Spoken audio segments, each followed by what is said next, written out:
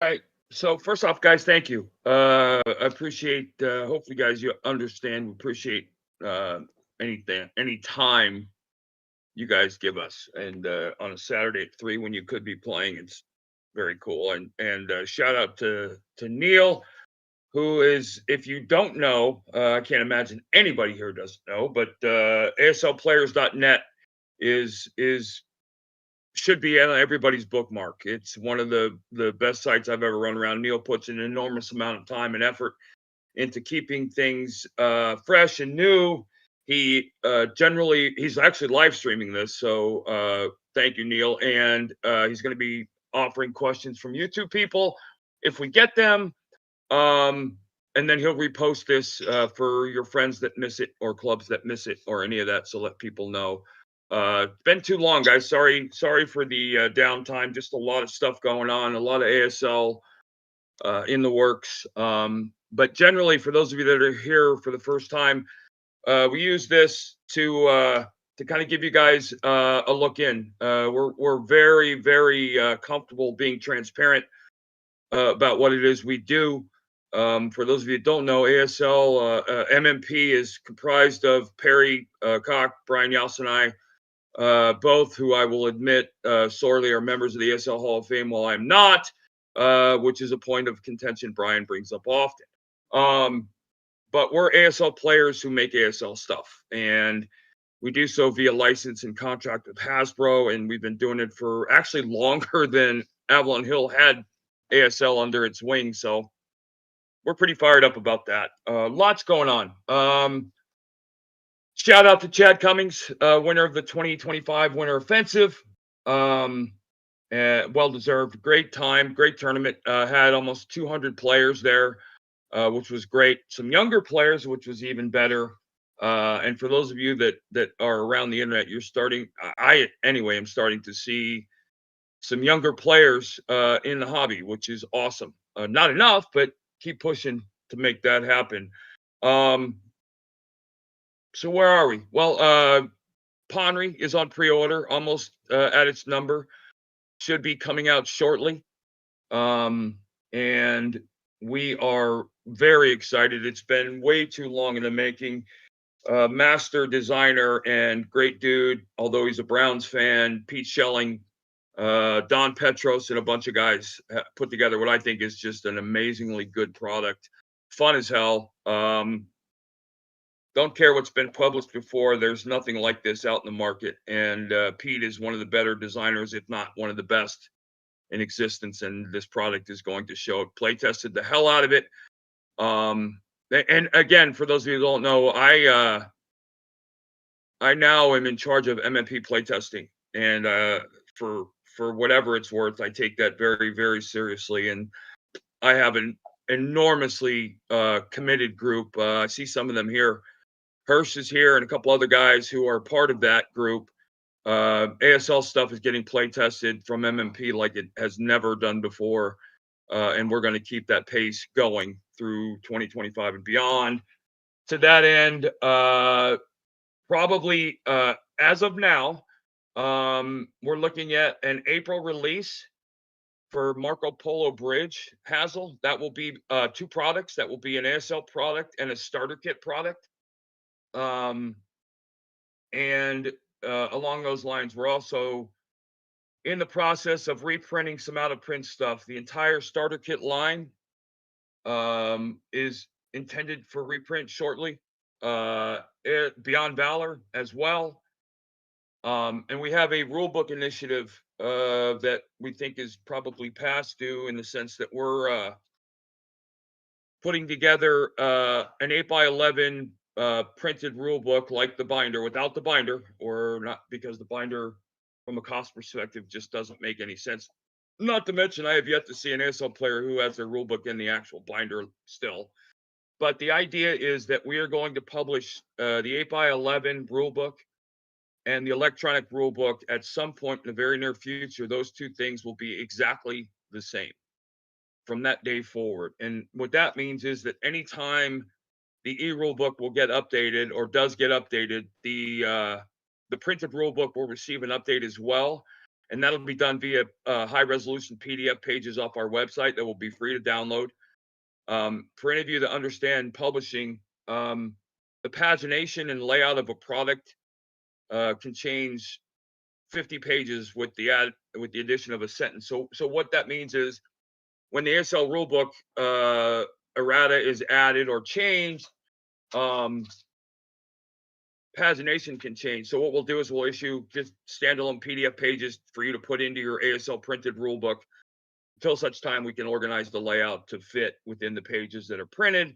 But the bottom line is we will not have multiple versions of the ASL rulebook in different states from that day forward. Everything will be simpatico, so to speak, and will be, well, in the same order. Along those E lines, the eHasl rulebook and the Pocket Hasl rulebook are at the finish line. I'm probably more excited about those than anything, but those two are getting finished up. The eHasl will be cross-linked with the regular rulebook, and so those two will operate in conjunction with each other. And then the Pocket Hasl rulebook will be, and these will include all of the Hasls. We were debating internally how we were going to do it, and it just didn't make sense that we would include some and not the others. The challenge was getting a hold of all of the creators and designers and people involved in those projects. We reached out and we contacted almost every single one to make sure that their compensation is taken care of in relation to their products. So those things are at the finish line. Marco Polo Bridge. And again, if you've been here before, I'm not going to be held to any of these dates, but our targets right now are mid to late April for Marco Polo Bridge and the Marco Polo Bridge starter kit. They will be separate products. Part of that reason, the main reason, is we're trying to identify our audience size. We don't know how many people are buying starter kit. We don't know how many, and we know there's a cross pollination there, but we need to try and get an idea as we develop this. And since we do this both by the law and as an official licensor, it's important for us to understand print run size.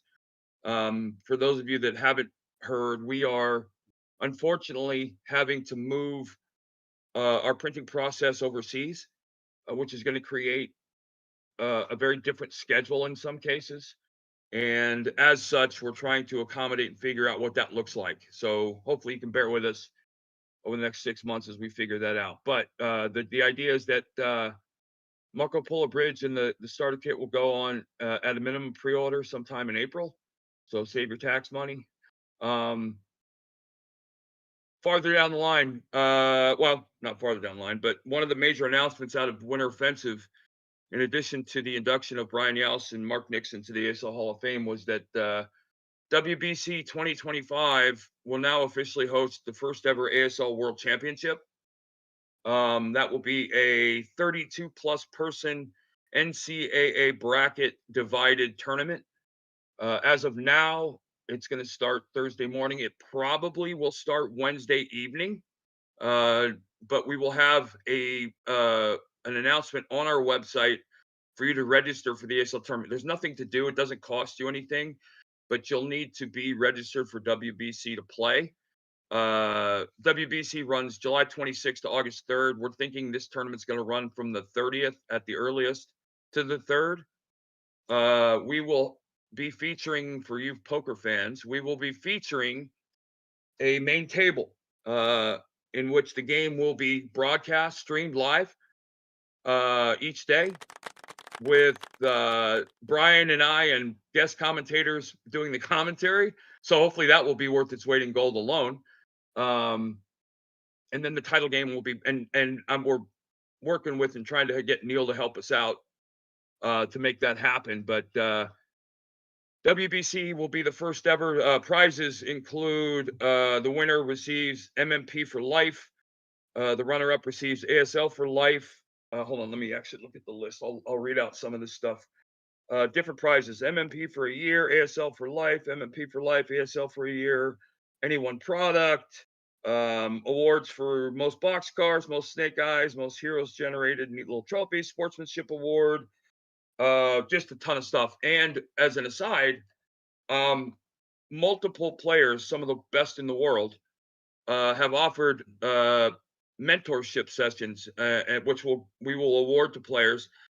Basically a 1 hour ASL session with Steve Pleva or Mike McGrath or somebody of that caliber to help you as an ASL player, which we think will be pretty cool.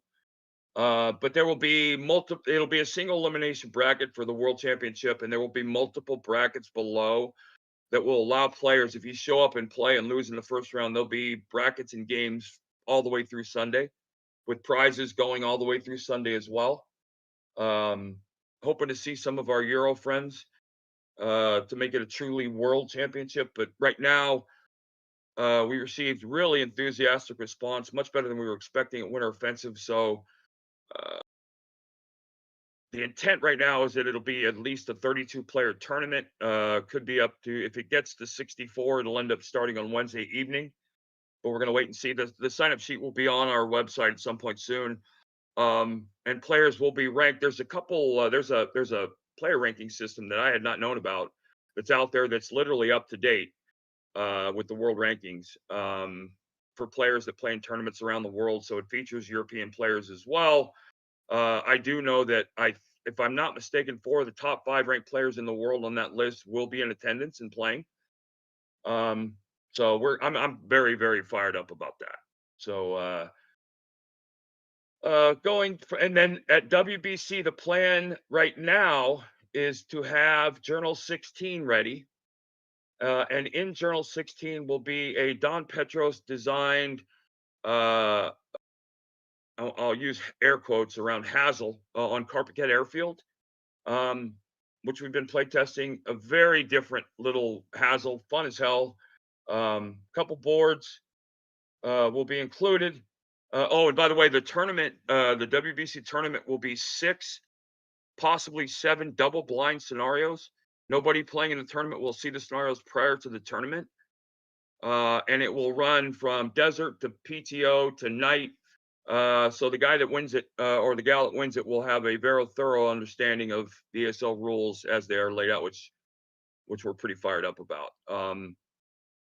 Anyway, so that's WBC. And then in October, ASLOC, the idea is that the Rotterdam campaign game will either be on sale or available for pre-order, along with the ASLOC Action Pack that comes out every year. That's a hope. The Rotterdam playtest is going great. For those of you that have seen it, it's incredibly unique, different, fun, nothing like you've ever played before.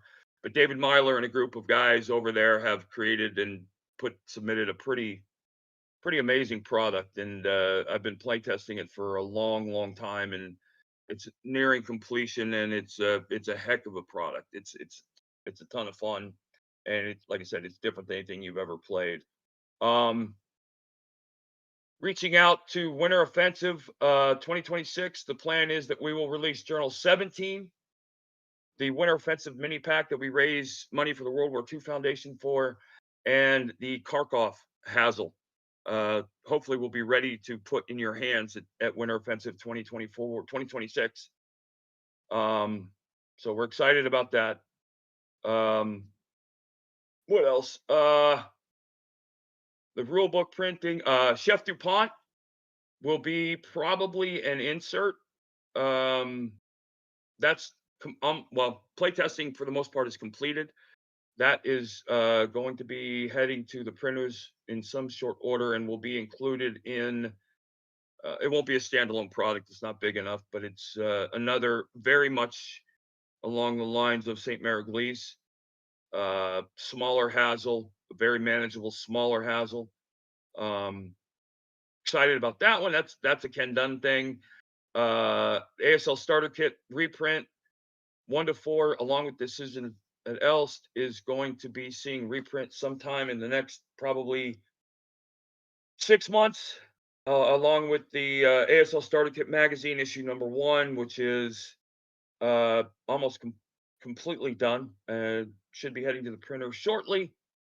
And then lastly, something that we kind of ran across that we're actually very excited about. So if you play vasl, you know, and you have the OBA flowchart extension, you know what it is. It's an extension of the OBA flowchart, but it makes OBA so much easier. We actually created a phone app, um, complete with the wah, wah, wah, when you draw a red card. Uh, but the idea hit us, and I think we're going to try and move with that. That we will on our website be hosting a server that will host the OBA flowchart, potentially the overrun flowchart, chapter H, via your phone or via an app. And the idea would be what we're thinking about doing is we would offer this initial product. You could download it, use it, whatever. And then at some point in the very near future, we would charge a monthly subscription of like 99 cents, some cheap monthly subscription. That would never change, but the volume of content would. We would be adding whatever we would add to that would actually be part of the subscription fee that you signed up for. Um, we're just messing with that. We're not sure if the audience is ready for that. But I do know that the app has been indispensable and it's a blast. So we're kind of towing the line, putting our toe in the water for that one to get a feel for what that is. And like I said earlier, the Beyond Valor reprint is almost completed from a component standpoint.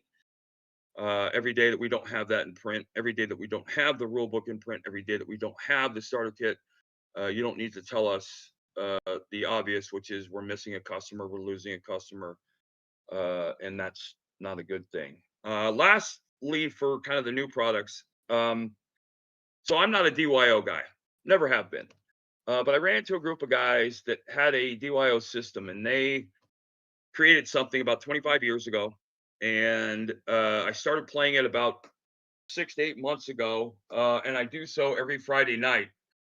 And it's turned into what we call the ASL Club campaign system. And basically, what it allows you to do is, you know what? I'm going to try, if I can, I'm going to try and share a screen with you guys. Hold on one second. That shows the product. But basically, what it is it's a DYO system that allows for groups and clubs to play 2 to 10 player games. And there's and I say this with guarded enthusiasm. There's an RPG element to it, uh, and it is cool as hell. And like I said, I don't do DYO, but I'm absolutely invested in this one, and I am loving it. So let me show you a quick. So let me show. All right, yeah. Let me do that. So what I'm going to do is I'm going to share my screen here. And this is the German, the Wehrmacht force page. So basically, one second. Let me see if I can do this. Bear with me, please. I know I can do this. I've done it before, so I don't know what the heck. I want to share my screen, and I'm not sure how to do that. Hold on. Give me a second, guys. But I want to show you. So basically, the gist of it is Friday night, you guys show up at your club meeting. There's 8 people. You split up into 4 sides. Everybody on the first date, you'll pick your core force. You'll pick an allied force. You'll pick an axis force, and that will start at rank 1. And you'll have with each core force, you'll get support weapon points and upgrades from a list of support weapon purchases and upgrades available to that nationality. And you start at rank 1, and through the game process, there's a very simple generation process which you create based on the mission. There's tables and charts to create the 4 to 6 map boards that will be in play, along with victory conditions. You gain mission points and valor points. Mission points accumulated to a high enough value will allow you to promote or level your force, and with that comes new perks, better units, more upgrades. Basically, it's got an RPG element to it that's very, very cool. The uniqueness in it is that you can pick any of the Axis side. So you take a Wehrmacht Axis force and a British Allied force, and if you end up on the British side, or the Allied side, you're Allied force. But you level up and can play a scenario literally in one kind of setting, one night, which is, I think, valuable. The DYO system is something that players swear by or hate, and I've never been a DYO guy, but I've bought into this. I've had an absolute blast doing this, and I think it's worth the effort. That is in. Gosh dang it! All right, Neil, where do I share my screen at? Right,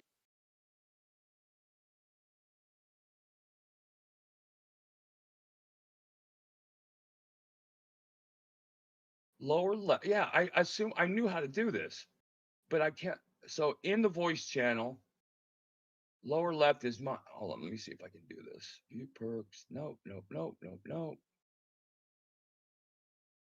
Hold on. Sorry, guys. I thought for sure I knew how to comfortably do this, and I clearly do not. Uh,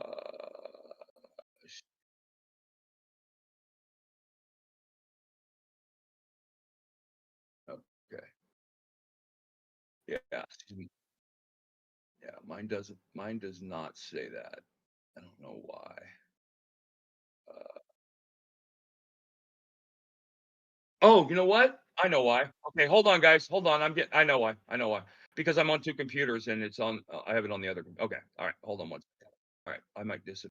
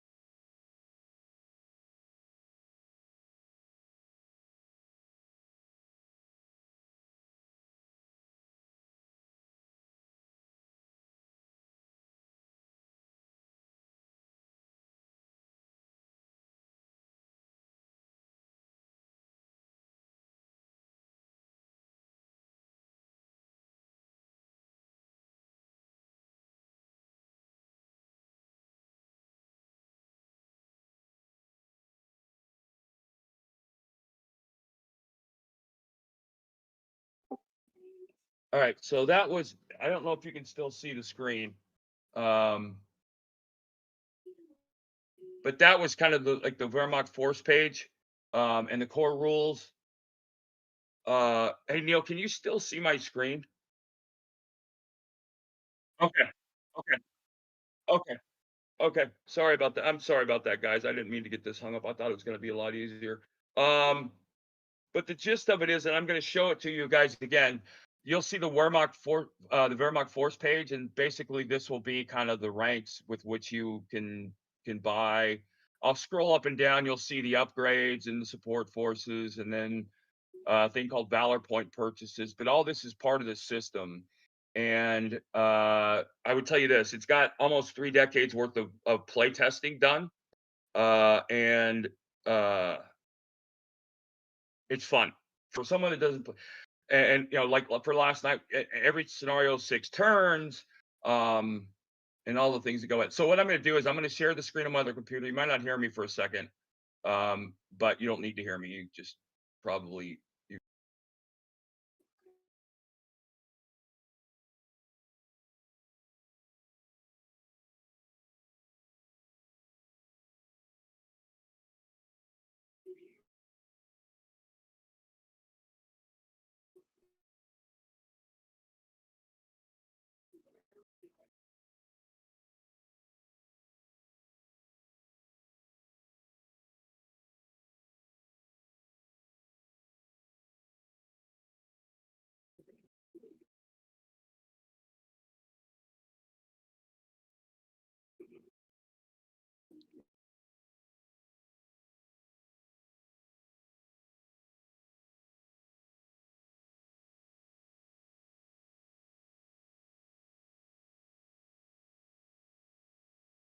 So every force will have one of these charts. The idea right now, we're going to do it. We're going to laminate the pages and provide like a grease pencil that you can mark them up with. But the system is a blast, and we're having a great time playing it. And that will be kind of a standalone product. But for you guys that have ASL clubs, I think it's going to be an awesome potential conduit to play. Not to mention, you can play with up to 8. Well, you can play with as many players as you want. But one of the things that I found is if you have a club of players with different varying skill levels, you can pair off sides and work with and help lesser players, newer players learn the rules of certain things based on Japanese and theater and weather and whatnot. But anyway, that's right now labeled the ASL Club Campaign System. That probably will be available sometime in the next 6 months. So stay tuned for that. For those of you that haven't been here before, if you want to, if you'll notice at the top of the channel, ASL MMP Roundtable, there's a little chat bubble. And if you mouse over it, it says open chat. If you have a question, throw it there. And Neil has a live stream going. So if anybody, Neil, has questions, they're free to throw it in and ask anything. Yep. Yep. ASL Club Campaign System. Yes. Yes. No, it's gonna be a product right now. And it will feature let me, hold on, let me look. It will feature, let's see, the core charts, mission sheet. Germany, Wehrmacht, SS, Italians, Finnish, Japs, US Army, United States Marine Corps, United Kingdom, Russian, Free French, Polish People's Army, Polish Western Allied Army, and Chinese right now. But they all will have their own separate dividers. And like I said, the idea right now is to laminate and allow you to use those and mark those up. So somebody asked, will there ever be a BV RB bundle? We actually did that. I think it was the second Beyond Valor we had published. I can't answer that right now, Young. We're moving overseas. Printing costs is going to hopefully go down. Well, it is going down, and that savings is going to be passed along directly to you, and that's the number one reason we're doing it. We're looking around at the market space with people charging $200 for a product that has no business being $200, and our products are reaching the upper 100s, and we want to get away from that. So we're trying to bring our prices down by going to China. But the answer to that is I don't know, Young. But Beyond Valor needs to get put back into print, and we're trying to make that happen as soon as possible. And then Jal asks about the Spanish Civil War module. We ran into a couple speed bumps with that. One of the designers left. But I would tell you that the guys still on it are incredibly passionate. They're still play testing. I don't have a firm date for that one right now. It got pushed back a little bit because of the bumps, but we're working with the guys left on the project to make sure that gets published. And so yes, that's still in the pipeline, but I would say it's coming close. And by close, I mean probably the next 12 to 16 months, hopefully. Hopefully, we'll see. What else? What do we got? The WBC scenarios, they will be released somehow. So expect that. By the way, they're being designed by Pete Shelling, who is phenomenal. And we have a lot of very skilled players who aren't going to be at the tournament testing them. So no one in the tournament will have seen them prior to the round that they play the scenarios in. Yes, Benjamin, we are planning on reprinting the entire starter kit, 1 to 4 plus decision at Elst. I don't know, and that's a 2025 thing where that's going to happen in this calendar year, sooner rather than later, like everything else we'd love, but that is actively being pushed and pursued, for all the reasons that it should be. Blaze asks, EA has a rulebook. We had an amazing team, and a couple of the guys are actually on here right now who have helped. Massive editing job. That's near completion. And again, I'm going to say I'm looking forward to that probably as much as anything coming. That will see print shortly. And with that will come the Pocket Hazel rulebook, and all the stuff that goes with that. But we're working very quickly to get that back into print. Beast asked when we'll be able to sign up. It'll be shortly, within the next probably 7 days, BB. And the sooner the better, because you know, per WBC rules, we cannot cut off sign up, which we don't want to. But if you think about ranking and having the brackets ready to go for the tournament, a late sign up is not a great thing for us, but we'll accommodate. But we'd like to have the players ranked. And then we will be putting out a list of contents that you need to bring. Obviously, information counters, but we'll be putting out a list of contents that you bring to play all the scenarios should you make it all the way through. We're hopefully going to be providing the boards there, so you won't have to bring your boards, but I know ASL players bring them anyway. But we'll try to make sure that there's the smallest pain point possible in coming across. Jonathan, I assume it's going to be a separate file. I don't know. But it will be cross-linked. So and you know that is actually one of the allures to it, and one of the sexy points to it is that it will be cross-linked. Which if you guys haven't tried it, I can't emphasize enough that the e-rule book is the greatest thing ever. Jesse, Winter Offensive, we're moving hotels. Not sure where or when yet, but we're moving hotels. For those of you that weren't there this year, we had a well, the problem is this. Unfortunately, crime is a major issue in Maryland. And I don't know if moving hotels is going to solve that. But we're going to put demands on the hotel hosting from a security perspective and a parking lot patrol perspective. Given the size of the body of people we bring, we feel like we can do that. Because what happened was unacceptable. It'll still be in Maryland. Yes, it will. It'll be, yeah, it'll always be in Maryland, near as close to MMP and the headquarters as we can get. So yeah. But again, for those of you that endured the problems, we honestly could not be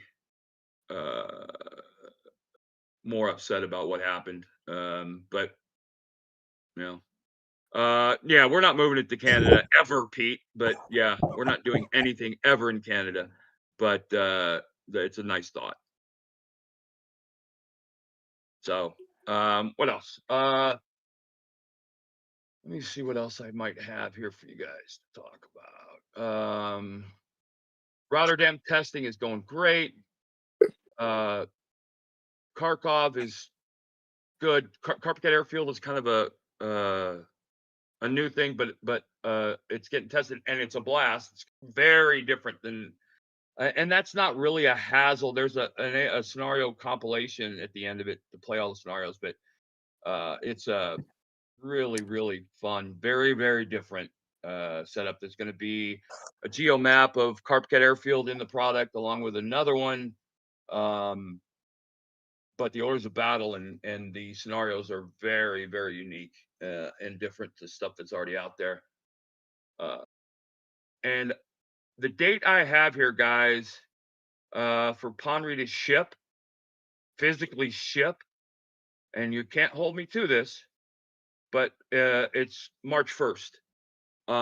And with the potential to be pushed a week or two, but that's the target date right now. Sazl update's going phenomenal. That's cranking away at a pretty quick pace.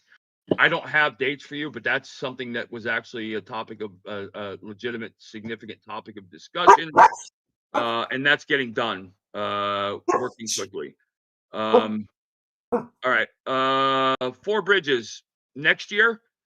Fox and the Rats is next year. White Death next year. Those three are probably 2026 releases. Four Bridges is being tested, worked on independently. I have the Fox and the Rats. I'm expanding that product to some pretty cool stuff.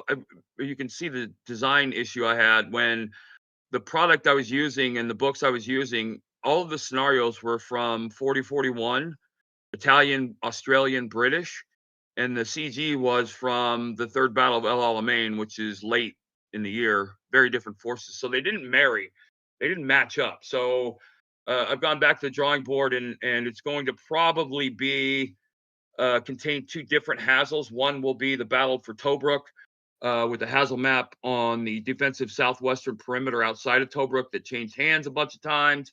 Mainly Italian, Australian, Italian, British.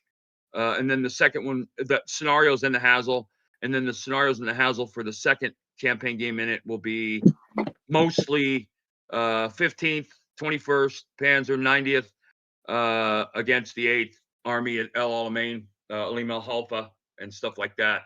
Again, another very different product, and I know this might go on deaf ears, but I can promise you, if you're a newer player, there is probably no easier setting to play scenarios in than the desert.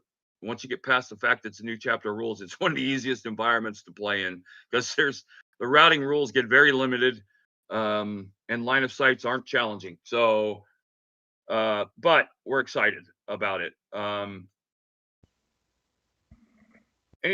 So that's that. And I'm here for questions. If you guys have anything you want to ask, and like I said, I'll answer anything. I won't necessarily provide the answer you may be looking for. Armies of Oblivion. You know what, Brian? Let me get back to you on that, because I'm not sure. White Death is the finished one. That's in the queue, not up front. No pun intended.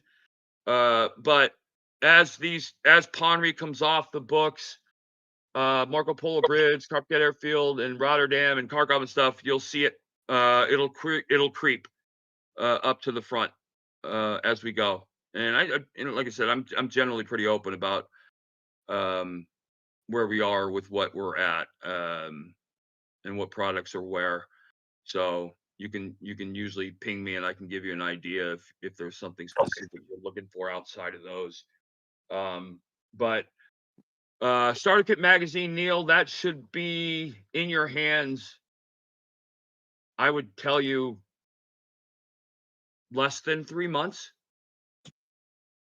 It's almost ready to be done. By almost ready, I mean we're doing some final edits and whatnot. But I'm telling you, it's there and almost ready to be published. Polish Eagles. Oh yeah, so that's actually a good question, Arim. We are of the mind to make everything out of print, non-module wise, available electronically via Wargamers Vault. I can't tell you what that specifically looks like, but that's something we're absolutely taking under advisement and working on and towards. Blaze Polish Eagles is next year. It's next year because I think there's more to it than we initially thought, and it can be a little bigger product than initially thought. So yeah, but it's got well, and there's some major rules coming in to play with it that need to be vetted, tested front to back. Number one being armored trains. And you'll see in Ponry that there's armored trains, but they have a neat little quick rules section for them. but they were a significant part of the Polish campaign on both sides. So they're going to get counters and all of that, which means they're going to get a pretty significant amount of rules added as well. It's kind of where I think we're probably going to see our first challenge in keeping the rule books up to date with each other via PDF pages on the website and the e-rule book updates and stuff like that. But the goal is that we will do that with everything from here on out. So you will never want, again, be at a table and looking at a printed rule book up to date and your opponent using an e-rule book and you both having different answers to the same question. It doesn't make any sense whatsoever for a game this complex to have a rule book in anything other than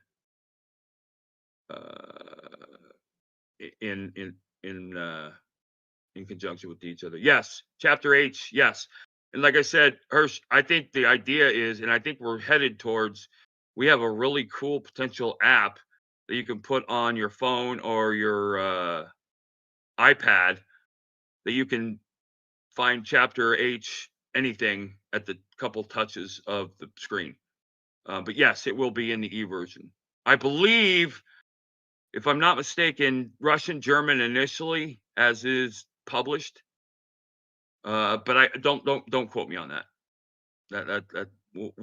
Well, it's easy. I guess if you guys just assume my answer to everything is going to be, we'll do it in the easiest possible manner for you guys that makes sense for us as a business.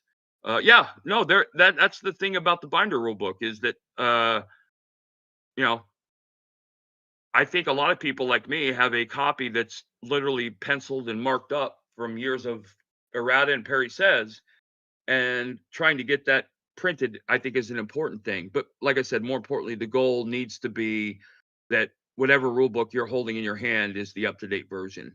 The idea from a business perspective, just so you guys know, the pocket rule book. So the idea would be that the pocket rule book, the e-rule book, and the binder would all be the same versions. You can see the challenge for the pocket rule book. So the thought would be that every January of every year, we would put the pocket rule book up for pre-order. And if we met that number and it was feasible financially for us to reprint, we would reprint that, which would put that pocket rule book up to date with the binder and the e-rule book for that year. And, doing that annually would let us gauge interest on, do people really want this? Do people really use this? Yeah, I get, BB, you're going to thank heavens you did that because it's the coolest thing ever. You know what? Hirsch, it is so expensive to print on demand something that big that I don't think people would pay for it. And I wouldn't blame them. It's so expensive because we're not going to print a PDF black and white version, right? We're not going to do something that isn't of the quality of stuff we publish. So it needs to be perfectly professionally done because remember now, with that new rulebook is going to come all the updated charts. And that's not a small thing anymore.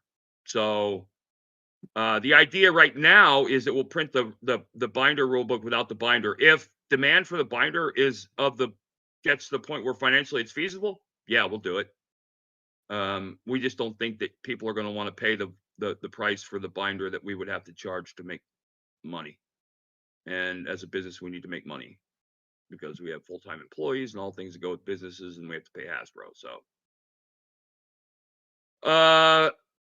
KD, we're actually in that we've just entered the portal now.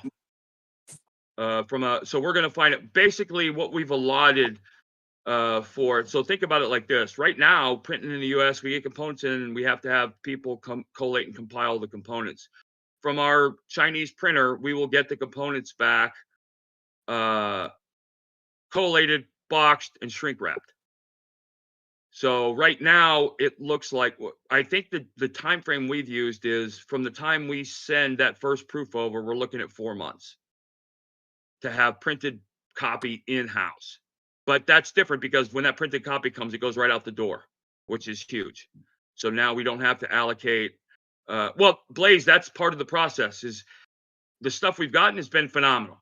right? We can't have somebody printing white-sided counters for a gray-sided counter game.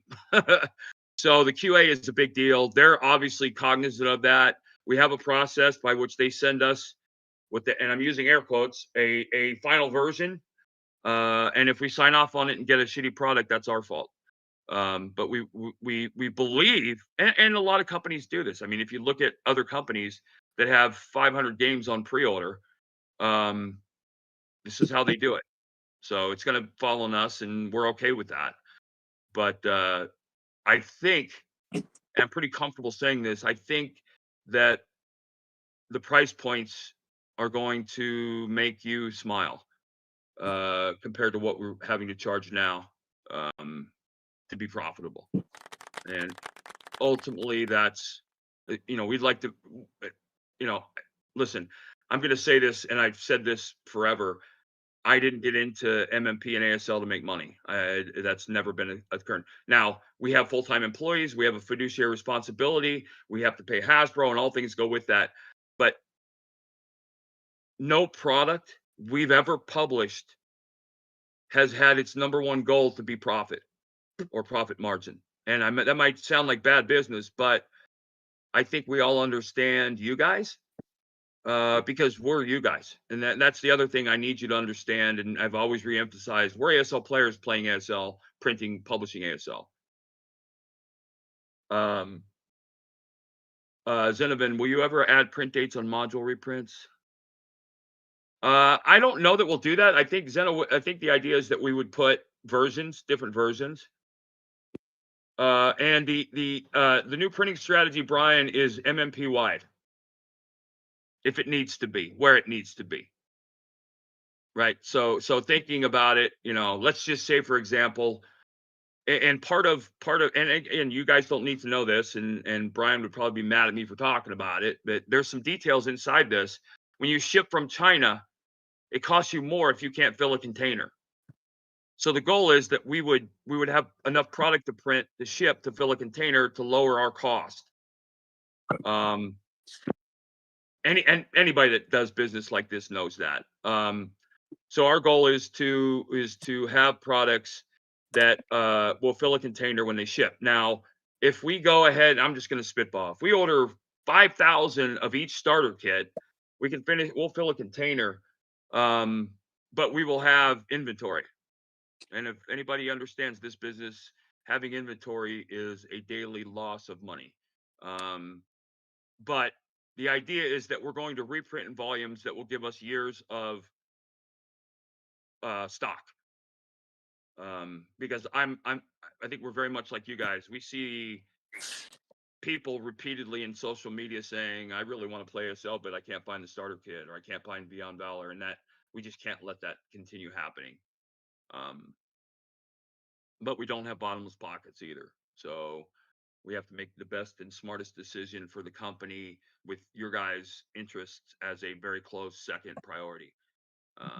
And we've tried, I think, hopefully, again, with these roundtables and the stuff that we've done, hopefully you guys know we're an open book in many ways. We'll tell you what we think. It might not be what you want to hear, but and I can give you my word, and I'm raising my hand to God, we will never lie to you, ever. There's no reason. Because I think at the end of the day, we all have the same interest. We want a lot of ASL stuff, and we want to play it. Even if we have more than we could ever play already, which all of us do, we want to incentivize you to get the new stuff, because, and that's the frustrating part. I'll go off on a tangent here for those of you guys that work third parties. I'm, it is what it is, but we're the only people paying a royalty to produce ASL. So third parties, you might not think it, but they're making money hand over fist. Because they don't have overhead other than their publishing costs. And, I'm comfortable saying, and this is not a popular opinion, and that's fine. Hey, Jal, the MMP website just got updated. Just moved to a new server, so it should be better. But we're the only ones paying third party or paying royalties, and it's not a small thing. It impacts us tremendously. And I'm not whining at all. I'm just saying that what we can't do is, we've run into some situations. We can't, if you're publishing third party stuff, we can't we can't work with you. We're not by law we can't, and by our contract we can't. And that sucks because there's a lot of third party stuff we would have liked to have seen official. I think one of the reasons is by the wayside in the sense in that it used to be you'd submit something MMP and it wouldn't see print for 2 years. That's no longer the case. If you're not going to see print for 2 years, we'll give it back to you. Young, is there any way to advertise ASL? Yeah. Yeah. No, I think there's a better way to do that. Young, we're still trying to figure it out. We've always been trying to figure out a better way to reach the masses. This short attention span generation, ASL is not the optimal product, but we are seeing younger players. Scott, we've inquired, and it's something that's kind of ongoing. If that situation ever presents itself as an opportunity, we will do it. I can promise you that. Hey, whoever's got, hey Drake, can you mute your mic, please? I'm getting, thank you. Just getting background noise. Sorry, just getting some background noise. Um, so yeah, like I said, I know my opinion is not popular when it comes to third parties, but I'm on this end looking and I see the numbers, and I know that third parties are not having a positive impact on us. No one's buying ASL products to because they want to play a third party product. That doesn't happen. I would argue it's never happened. Um, but neither here nor there in the sense that there's nothing we can do about it. And I would tell you that from that perspective, there is some activity on the other end and concern about copyright that we could see potential. I don't want to say action, but whatever the word is, just because of their legal responsibilities to their trademarks. Neil, Star Leader, I'm looking and we keep looking for someone to head the project. We have guys, we have a product called Star Leader, and it's basically ASL Mech Warrior. And it's very cool. It's got two factions. Like think about the Alliance and the Republic and the the Star Wars factions, but there's a third one in Star Leader that is AI driven. The Empire, yeah, thank you. A third faction that is AI driven. Yeah, they will be on pre-order. Yes. But they're going to probably be printed anyway, so it doesn't matter. But anyway, we're looking for someone to lead that project, Neil. We haven't had anybody be able to grab it because we've got so much else other stuff going on. But it's basically ASL Star Leader, and the person that submitted the design kit did an amazing job. It's cool as hell. So how much design work needs to be done? You know what? I don't know that. Oh. I think the design, quote unquote, is done. It needs to be played, and we need to understand what it actually is. I haven't played it, but again, So the it is components playable. look. Absolutely. It's 100% playable. Okay. Absolutely.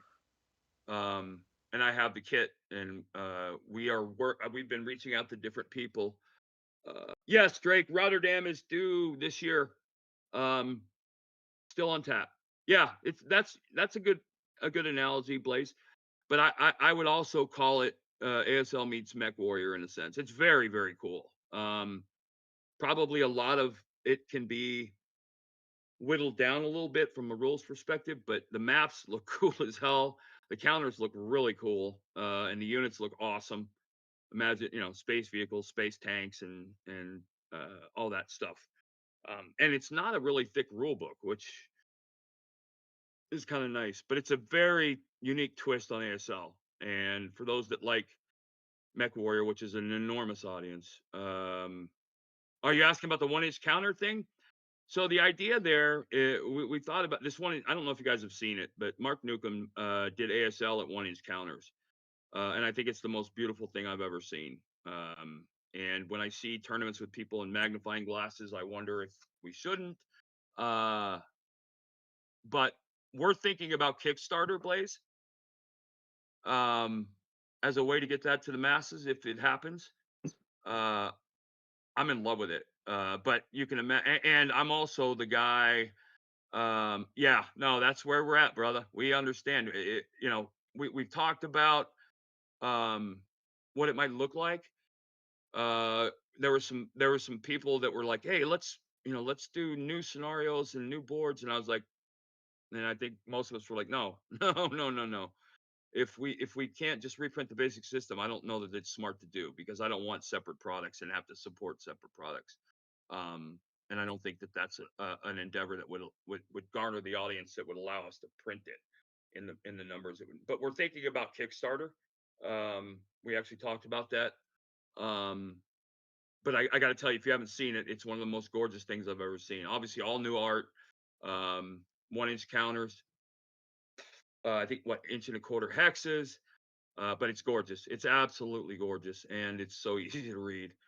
But is it worth the price point, which would probably be up there, you know? So, and then we've talked about and delved into: do we reprint the system as it is? Because Beyond Valor becomes a massive product if you're going to print it counter for counter, and that just I think the idea would be almost a paratrooper like starter set, and then nationalities. The nationalities, the maps would all be blown up to accommodate 1 inch, half inch, 1 inch counters. No, Brian has not submitted that. Just an FYI. Um, so, guys, I'm here. Anything else? Yeah, it is a little deluxe, but I got to tell you, Scott, the art is otherworldly. It is French Indochina is in discussion. We ran into an issue with the Arab-Israeli war submission, and Hasbro with the world events going on. Um, as happy or sad as that makes you, there's just nothing we can do about it until we get the okay with them. So the French Indochina stuff has moved up in the queue, so to speak, and we're in discussions about how, when, where that looks to be something. Um, Jax, I usually do once a month. It's been a couple months since I did the last one, but I'll do another one a month from now. I usually do these every 30 days. So yeah, that's the idea, BB. I think Drake, I think Sazzle, the reprint, is going to be upgraded and updated with everything to date. I don't hold me to that, but I haven't been in that personally, hands in it. But there's gonna from what I understand, there's going to be quite a bit of new content, but don't hold me to that. There will be new content though, updated charts and all the things that go with that. Yeah, that's in the queue then. I'm sure that went right into the queue. Gotta tell you, another project that I'm working on, um, kind of on the sidelines, uh, and I think it's going to be awesome because I'm designing it. I've taken basically the commissar's house, and blown up and created potentially 1 inch hex maps for the commissar house to the fuel depot all the way to the rote house, I think, and am creating a mini campaign game around the commissar's house with some very unique rules. Units are all fanatic in the commissar's house. Yeah. Nobody breaks in the commissar's house. You just casualty reduce. Blah blah. I think it's got potential to be amazingly cool. And with the details that have come out in the last 10 or 15 years, Island of Fire and all the other books, there's a very simple but heavily work involved process of getting orders of battle and all that stuff. But that's on the back burner. I just think that would be so cool too, because the Red Barricades map has potential for a lot of different places, the manufacturing hall and all the other ones, to be kind of blown up into a larger map and played with on uh, smaller orders of battle. And the battle for the Commissar's house lasted weeks. Um, so that's in the works. And then just so you know, Scott is working on it very far forward on a starter kit Red Barricades product. So hopefully you see there's a lot going on. We're Drake Ponry will hopefully we're looking at a ship date. We're targeting March 1st as a ship date. Could be a week or two behind that, but all the stuff is rolling in. And just so you guys know, also, oh shit, what was I gonna say? Starter kit. Oh my god, I forgot what I was gonna say. I fucking hate getting old. Oh, I know what it was. So in Ponry, there's 3 maps: north, central, south. Unfortunately, I'm not sure why it happened, but the rail station at Ponry, which was a major landmark and fought over extensively, comes at the cut of 2 maps. So what we did was we took all of the scenarios involving the rail station and all of the map coordinates of those scenarios, and we basically created a 4th map. So if you're playing any of the scenarios, non-campaign game scenarios involving the rail station, you'll have a smaller map. So you won't have to pull out 2 Hazel maps to play it. But again, hopefully those little things make you guys understand that we are ASL players at heart, and we're trying to do the right thing when it comes to our products with you guys. And we're always taking feedback. Doesn't mean we're listening, but we're taking it. Yeah, that's something, unfortunately, that that you know, we actually are doing that with Carpetcat Airfield. One of the Carpetcat Airfield maps, well, actually, the specific, I think, map 53 is used in a lot of scenarios, and in some of the later scenarios, all of the orchards are shell holes. So we're printing map 53 on one side, and on the other side is the map with the orchards represented as shell holes. So you don't have to envision, or you don't have to place 55 shell hole counters on the map before the scenario starts. So yeah, actually, Drake, that's a good question. Four Bridges is on work. There's a Market Garden game in the works, kind of an area move game, solo game that we're working on. Bill Cirillo and his group are now working on the Battle for Jebsheim, but they have a magazine based around Budapest and Twilight of the Reich that they've been working on. Well, again, Blaze, printing winter maps is not as easy as you think, because we have to go in and redo all the maps.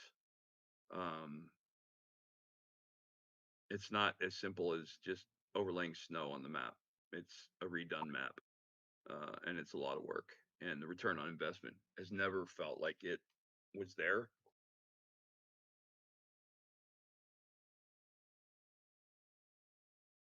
So, yeah, no, I mean I get it, but like I said, I'm not gonna lie to you. It's not worth it to us to do that. That would be I'd say not worth it in the sense that we can do pre-orders, but think about the amount of work, the volume of work needed to turn 90 some maps winterized, or 50 anyway. But it's not just throwing snow on the maps, it's reprinting and redoing the whole map and then putting snow on it, and it just isn't conducive to making money. So not that you know what I'm saying. So anyway, yeah, but I mean, that's part of the challenge of SSRs for me. Is I have a hard time envisioning a map full of rubble when it's not. Well, I mean, there's no reason you can't do that yourself, John. Using a clear acetate overlay as snow, but is it worth it for the one scenario you're going to play in the snow? Now Hatton was all done in snow, so that made sense, right? But like I said, what a lot of and you should hear some of the dumbass ideas we come up with. I'm sorry, let me back that up. The dumbass ideas I come up with at MMP production meetings, only to sound about 5 minutes in like, God, what was I thinking? Because none of it is, oh, you know what? I know I needed to mention this. about 6 or 8, and this will be it. I'll close after this. About 6 or 8 months ago, Mike McGrath and Steve Pleva reached out to me, reached out to us, and they basically submitted a lengthy list of rules that are broken, need fixed, they don't like. And when you factor in the fact that there's a couple 100,000 game turns of ASL between them, it behooves you to listen. And we have listened. And to that end, in the next journal, the plan is that we are going to be submitting a page or so of rules in 3 categories: completely redone and fixed rules, such as foxholes; optional rules that you can use, such as Pleva's OBA, which I use all the time, third die rate of fire; and then rules that we don't think are broke, don't need any attention, and hey, if you want to play them, play them. But we are working with these guys, and this is probably some of the better ASL players on the planet who are playing every day and who understand why a rule's broken or what needs to be fixed.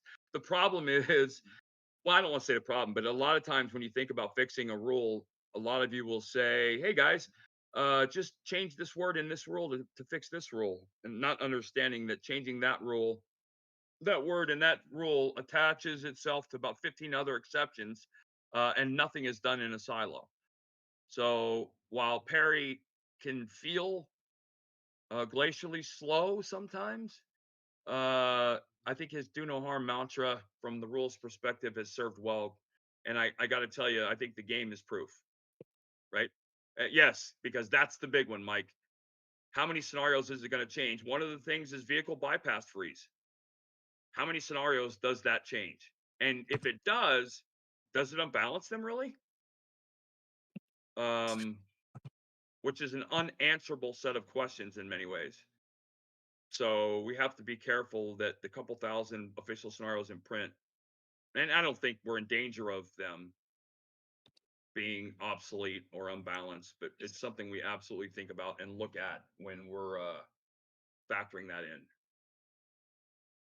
Yeah. Yeah. No, agreed, Pete.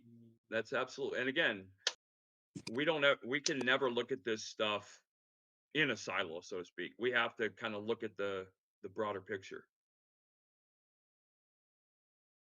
Right. No, yeah, that's right. I mean, like I said, if you look at the one big one is the vehicle bypass freeze thing, right? Like there's some subtle changes they want to make to the rule, basically being you can't hold a unit in, I can't remember what it is. I'd have to read it, you know. But it's stuff that we've all talked about. There's other stuff they want. You know, one of the things, and they've submitted some really cool ideas. One of them is support weapon repair can be done at any time during the turn, which I think is cool as hell. What else? Radios never X. They can break, but the fact of the matter is, I think as I work in designing and all this other stuff, one of the things I realize is a lot of people don't take into effect the time frame of an ASL scenario. In some cases, it's 5 minutes. So yes, you can break your OBA, but if you but that 5 minute period or 10 minute period of an ASL scenario, you need your options working. I understand not getting an OBA module, but losing it seems drastic when you're not in a campaign game setting. Disabling a vehicle's MA, you know, being able to fix that at any time, as opposed to the rally phase. Because now, are you going to charge that machine gun nest with a broken heavy? That may or may not fix it. So you know, it opens up. There's some of this stuff is really, I think, adds an enormous amount of gameplay. Adds more fog of war into it. So yeah. All right. And again, guys, thank you. Thank you for the time. Very much appreciate you guys coming out. Always here. Neil, thank you for taping this. Guys, Neil's gonna probably have this up on his site at some point next 2 or 3 days. If you want to rewatch it or if your friends that haven't seen it. But thank you. And we're all, like I said, guys, we're always looking for playtesters. And if you want to playtest, I have a tremendous group of incredibly passionate, committed guys. And if you want balanced scenarios, help us make them, right? And like I said, every month there'll be another one in March. Month from now, generally try to figure this time on a Saturday or Sunday. And with Neil taping them all, it kind of helps me not worry about that. So yeah. And again, I'm always on my server here. If you want to play test for us, up above us right there, you'll see a priority playtest channel. That is the scenario where we're playtesting. The Rotterdam map for vasl is in there. The Rotterdam extension I created is in there. All feedback goes in the playtest input feedback channel.